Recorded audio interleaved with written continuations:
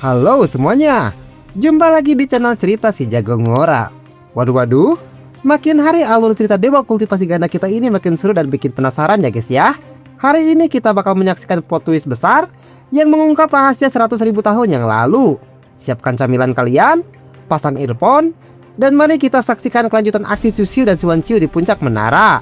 Tapi sebelum masuk ke naskah utama, mari kita rekap dulu episode sebelumnya secara singkat. Setelah melewati lantai 70, Chuxiu dan Xuanqiu sukses membuat geger ras iblis dan kaum barbar di kaki Gunung Wangsan. Tekanan hukum dimensi di lantai atas sempat membuat Chuxiu terdesak hingga memuntahkan darah akibat energi yang kacau. Ketika sampai di lantai 87, liontin tengkorak hitam yang dibawa Chuxiu mendadak bereaksi dan lepas kendali. Artefak tersebut langsung melesat masuk ke dalam dada Xuanqiu dan memicu gejolak energi yang dahsyat. Penyatuan itu akhirnya membangkitkan kekuatan absolut tingkat dewa di tubuh Xuanqiu, yaitu mode Tetapa Agung. Dengan pelindung raksasa yang tercipta, Xuanqiu berdiri kokoh menantang tekanan menara, siap mengungkap rahasia besar. Bagaimanakah kelanjutan nasib mereka setelah kekuatan purba ini bangkit? Mari kita langsung masuk ke babak baru di episode 186. Cerita berlanjut. Setelah menyatu dengan liontin tengkorak yang dibawa oleh Chuxiu, Xuanqiu merasakan aura yang aneh di sekelilingnya, dan aura itu terlihat sangat pekat dan mengerikan. Begitu liontin menyatu, atmosfer di sekitar Xuanqiu mendadak berubah mencekam dan dipenuhi aura purba yang sangat mengerikan. Begitu juga dengan Chuxiu, dia langsung melihat ke arah sumber energi spiritual yang ada di hadapannya. Terlihat di sana ada sosok seseorang yang melayang di hadapan mereka. Dalam hati Chuxiu bilang, bukankah itu adalah? Chuxiu langsung waspada saat melihat sosok entitas misterius yang tampak melayang di tengah pusaran energi itu di depan mereka. Setelah Chuxiu melihatnya dengan jelas, ternyata sosok tersebut adalah perwujudan dari energi spiritual, dan sosok misterius itu pun berkata, "Bukanlah manusia yang sebenarnya, kasihanilah kami yang sangat menderita." Wujud spiritual itu berbicara dengan nada menggetarkan jiwa, menyebut bahwa jalan kultivasi dan kemanusiaan mereka selama ini adalah palsu. Tentu saja Xuanqiu terkejut dengan apa yang baru saja dikatakan oleh sosok tersebut. Dia bilang, "Apa kau bilang? Jalan yang aku tempuh ini adalah jalan yang salah?" Xuanqiu terkejut bukan main dan menolak percaya kalau jalan yang ditempuhnya selama ini dianggap sesat. Xuanqiu pun tersenyum dan kembali berkata, "Aku telah mendedikasikan hidupku untuk praktik di jalan spiritual ini, dan kau bilang jalanku salah? Sungguh jawaban yang tidak pernah ingin aku dengar." Sambil tersenyum dingin, Xuanqiu menegaskan bahwa dia telah mendedikasikan seluruh hidupnya untuk jalan kultivasi ini. Lalu sosok misterius yang terlihat sangat mirip dengan Chuxiu itu hanya tersenyum. Dia menatap ke arah Xuanqiu tanpa mengatakan sepatah kata pun. Tanpa membalas sepatah kata pun, sosok misterius itu hanya menatap Xuanqiu dengan senyuman penuh teka-teki. Chuxiu pun terlihat sangat terkejut setelah melihat sosok yang sangat mirip dengannya itu. Dia bilang, "Tunggu dulu, apakah sosok misterius itu adalah aku?" Chuxiu melongo keheranan saat menyadari wajah sosok spiritual itu benar-benar mirip dengan dirinya sendiri. Di saat Chuxiu masih mencoba untuk memahami kenapa wujud yang ada di jalan kultivasi Xuanqiu ternyata adalah dirinya, Xuanqiu dipindahkan secara paksa ke ruang kehampaan untuk menyelesaikan jalan yang telah dia pilih. Belum sempat Chuxiu paham, tubuh Xuanqiu mendadak tersedot ke ruang kehampaan untuk menyelesaikan ujian Dao-nya. Tentu saja Xuanqiu sangat terkejut dengan perpindahan itu. Dalam hati dia bilang, apakah ini adalah surga luar? Apakah aku sudah tiba di surga luar? Saat melihat sekelilingnya yang gelap gulita tanpa batas, Xuanqiu mengira dirinya telah tiba di surga. Tapi, di saat Xuanqiu masih merasa bingung dengan keadaan yang sedang dihadapinya, tiba-tiba muncul sekelompok monster dengan ukuran tubuh besar yang menerjang ke arahnya. Secara tiba-tiba, keheningan pecah saat gerombolan monster raksasa itu muncul dari kegelapan dan langsung menyerang Xuanqiu. Tanpa banyak berbasa-basi lagi, Xuanqiu langsung menebas gerombolan monster yang menerjang ke arahnya itu dengan tebasan bertubi-tubi yang membuat kawanan monster itu meraung kesakitan dengan sangat keras. Xuanqiu mengamuk dengan menebas para monster tersebut yang membuat ruangan itu menggema. Saking banyaknya monster yang telah berhasil dihabisi olehnya, darah para monster itu pun mengalir seperti sungai darah tanpa ujung. Begitu banyak monster yang berhasil ia bantai, hingga darah mereka mengalir deras membentuk aliran sungai yang pekat. Karena para monster itu terus bermunculan setiap kali dibunuh olehnya, Xuanqiu pun memusatkan energi spiritual miliknya untuk melancarkan serangan skala area agar bisa melenyapkan mereka semua sekaligus. Menyadari monster itu terus muncul kembali, Xuanqiu bersiap melepaskan serangan skala besar untuk memusnahkan mereka sekaligus. Lalu Xuanqiu mengangkat pedangnya ke atas Terlihat energi spiritual yang sangat besar mengalir dari pedang miliknya, tapi para monster itu tidak merasa takut dan terus mendekat ke arah Suan Qiu. Dia mengangkat pedangnya tinggi-tinggi dengan aliran energi masif, namun kawanan monster tetap merangsek maju tanpa rasa takut. Terlihat di dalam tubuhnya ada sebuah benda yang mirip dengan bola kecil, di mana benda itu merupakan sumber kekuatan energi spiritual miliknya yang terus mengeluarkan energi spiritual dalam jumlah yang sangat besar. Karena Suan Qiu berniat untuk melenyapkan para monster yang ada di sana dengan sekali serangan. Di dalam tubuhnya, sebuah bola energi kecil berputar cepat memompakan kekuatan spiritual besar demi satu hantaman mematikan. Jika dilihat dari dekat, bola kecil yang ada di dalam tubuh Suan Qiu terlihat seperti sebuah bola mata yang memiliki jiwanya sendiri. Dan ini adalah saat yang tepat bagi Suan Qiu untuk memutuskan jalan apa yang sebenarnya ingin dia pilih. Inti energi itu ternyata berwujud bola mata yang memiliki jiwanya sendiri, tanda bahwa Suan Qiu harus segera menentukan pilihan Dao-nya. Kemudian, setelah semua persiapannya selesai, Suan Qiu langsung melepaskan serangan skala area yang sangat besar, sehingga para monster yang mengelilinginya langsung musnah menjadi debu. Duar! Ledakan energi besar pun dilepaskan, membuat ribuan monster yang mengepungnya langsung lenyap menjadi debu. Setelah semua monster itu lenyap, Suan Qiu pun membuka matanya sambil tersenyum, karena dia merasa kalau jalan yang dia pilih adalah jalan yang benar. Setelah dimensi kembali sunyi, Suan Qiu membuka matanya sambil tersenyum puas karena yakin jalannya sudah benar. Suan Qiu pun akhirnya kembali ke tempat sebelumnya. Sambil tersenyum, dalam hati dia bilang, "Apa yang baru saja terjadi bukanlah mimpi. Sepertinya aku telah memilih keputusan yang tepat." Kembali ke lantai menara semula, dia tersenyum tahu bahwa pencerahan spiritual barusan bukanlah sekedar mimpi belaka. Melihat Suan Qiu telah kembali, Chu Xiu memperhatikannya dengan seksama. Dalam hati dia bilang, "Jadi begitu ceritanya. Celah di langit dan bumi yang dilihat oleh ayah Lin Xiaoqiao kala itu ternyata bukan secara paksa dibuka oleh Suan Qiu. Ternyata bukan hanya kebetulan dia menemukan liontin tengkorak hitam itu, melainkan itu adalah takdir yang tidak terhindarkan." Chu Xiu yang memperhatikan kembalinya Suan Qiu langsung paham bahwa celah langit di masa lalu dan penemuan liontin tengkorak hitam semuanya adalah takdir yang terikat. Chu Xiu melanjutkan perkataannya, "Pupil vertikal berwarna merah darah di dalam tubuh Ming Yaoji adalah salah satu dari ribuan mata monster yang tubuhnya dipenuhi mata. Aku membawa liontin tengkorak hitam itu kembali ke 100.000 tahun yang lalu dan menggabungkannya dengan Suan Qiu sehingga membentuk lingkaran tertutup dalam lubang waktu. Mata merah Ming Yaoji berasal dari monster tadi. Aksiku membawa liontin ini ke 100.000 tahun yang lalu telah menciptakan lingkaran waktu yang sempurna."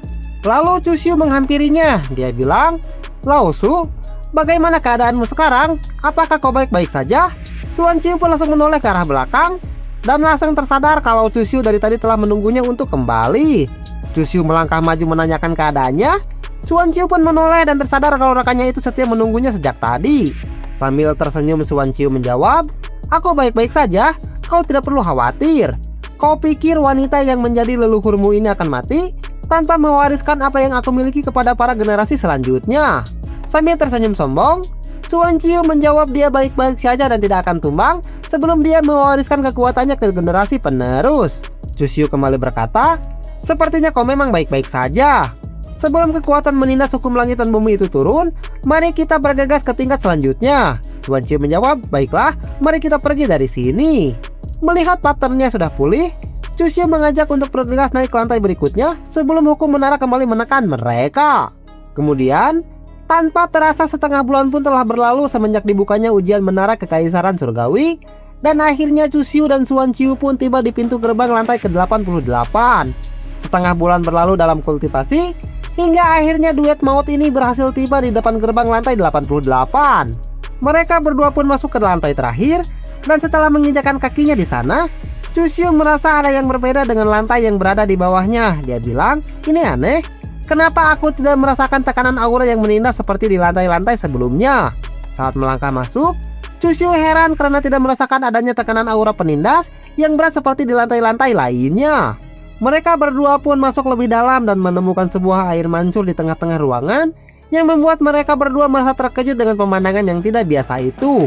Begitu berjalan lebih dalam ke tengah aula, mereka terkejut melihat sebuah struktur air mancur megah yang berdiri di sana.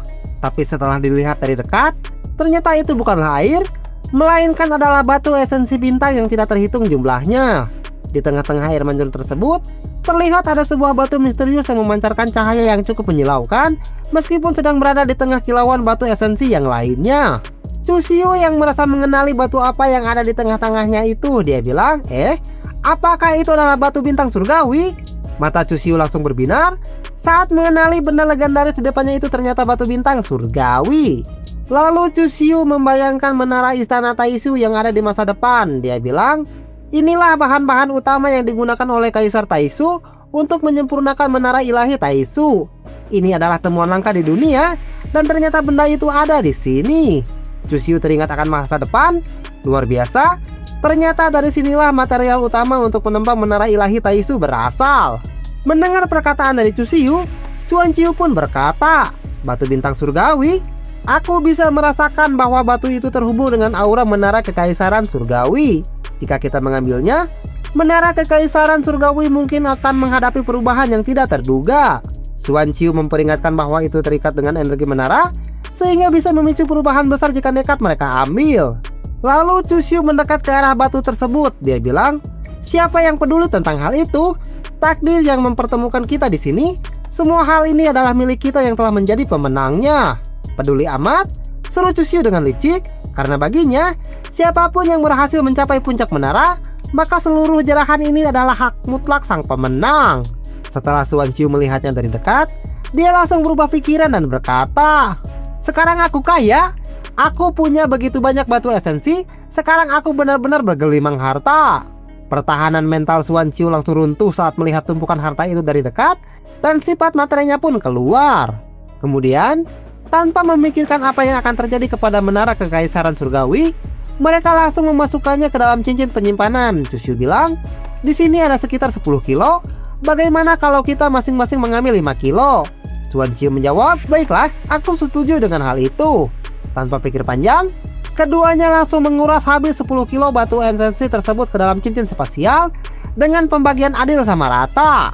Setelah menguras habis semua harta yang ada di sana, Chusyu terlihat mencoba mengangkat wadah batu esensi dan Xuanqiu pun bertanya kepadanya, hei, apa yang sedang kau lakukan? Keserakahan Chusyu belum tuntas. Dia bahkan terlihat mulai meraba dan mencoba mengangkat seluruh wadah baskom air mancur tersebut. Sambil tersenyum dengan wajah jahatnya, Chusyu menjawab, baskom batu ini mengumpulkan sari esensi bintang. Pasti benda ini merupakan benda yang bagus. Aku akan mencoba membawanya untuk pulang bersama aku. Dengan seringai nakalnya Chusyu terkekeh, baskom ini bisa memurnikan esensi bintang secara otomatis, mending sekalian kita angkut pulang. Xuanqiu pun tidak habis pikir dengan keserakahan yang dimiliki oleh Chusyu. Dia hanya tersenyum tipis dan berkata, dasar anak nakal ini, kalau begitu kau coba saja untuk mengambilnya. Xuanqiu hanya bisa geleng-geleng kepala melihat kelakuan tidak mau rugi rekannya itu dan mempersilahkannya untuk mencobanya. Karena Xuanqiu telah mengizinkannya, Chusyu pun tidak merasa sungkan lagi. Dia bilang, baiklah kalau begitu, aku akan mencoba untuk membawanya. Mendapat izin, Chusyu tanpa sungkan langsung memasang kuda-kuda dan mengerahkan tenaganya untuk mengangkat wadah purba itu. Tapi, meskipun dengan kekuatan tubuh suci kuno yang dimiliki oleh Chusyu, dia kesulitan untuk bisa mengangkatnya. Dia bilang, sebenarnya seberapa berat benda ini? Aku yang bahkan bisa mengangkat gunung dengan mudah pun tidak bisa membuatnya untuk bergeser dari tempatnya. Namun, meski mengerahkan kekuatan tubuh suci kuno yang sanggup meruntuhkan gunung, wadah batu tersebut sama sekali tidak bergeming. Akhirnya Chusyu pun menyerah setelah menyadari dia tidak bisa mengangkatnya. Dia bilang, sayang sekali, benda ini terhubung dengan menara kekaisaran surgawi, jadi aku sama sekali tidak bisa memindahkannya. Chusyu akhirnya menyerah pasrah dan sadar kalau wadah tersebut sudah menyatu permanen dengan fondasi inti menara kekaisaran surgawi.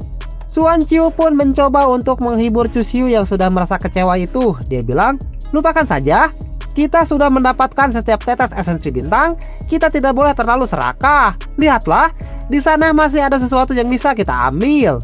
Menghibur Chusyu yang kecewa, Xuanqiu menunjuk ke sudut lain. Sudahlah, jangan maruk, lihat di sebelah sana masih ada peninggalan lain. Sambil terus menghibur Chusyu, Xuanqiu kembali berkata, bagaimana? Apakah aku atau kau yang akan mengambilnya? Sambil tersenyum penuh rahasia, Xuanqiu bertanya, nah, sekarang siapa di antara kita yang akan maju untuk mengambil pusaka terakhir ini? Cerita pun berakhir di sana. Lingkaran waktu 100.000 tahun akhirnya resmi tertutup dengan sempurna. Kini, Setelah berhasil menembus rekor kuno dengan menguras habis batu bintang surgawi di lantai 88, sebuah pusaka rahasia terakhir telah menanti di hadapan mereka. Benda apakah yang tersembunyi di sudut ruangan tersebut? Dan kejutan apa lagi yang akan terjadi selanjutnya? Semua misteri ini akan terjawab di episode mendatang. Jangan lupa klik tombol like, subscribe channel Cerita Si Jago Ngora, dan nyalakan lonceng notifikasinya biar kalian tidak ketinggalan pas pusaka terakhirnya dibuka di chapter berikutnya.